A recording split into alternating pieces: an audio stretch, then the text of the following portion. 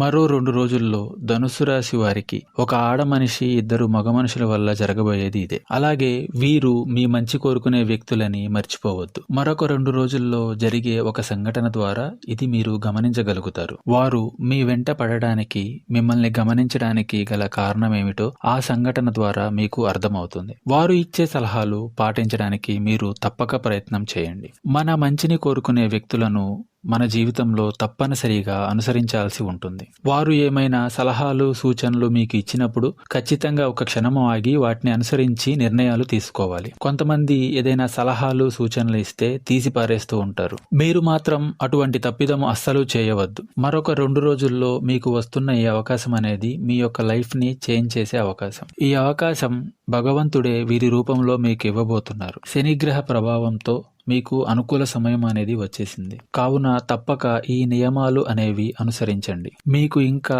ఇతరత్ర ఎటువంటి సందేహాలు, సమస్యలున్నా గురువు గారిని సంప్రదించండి.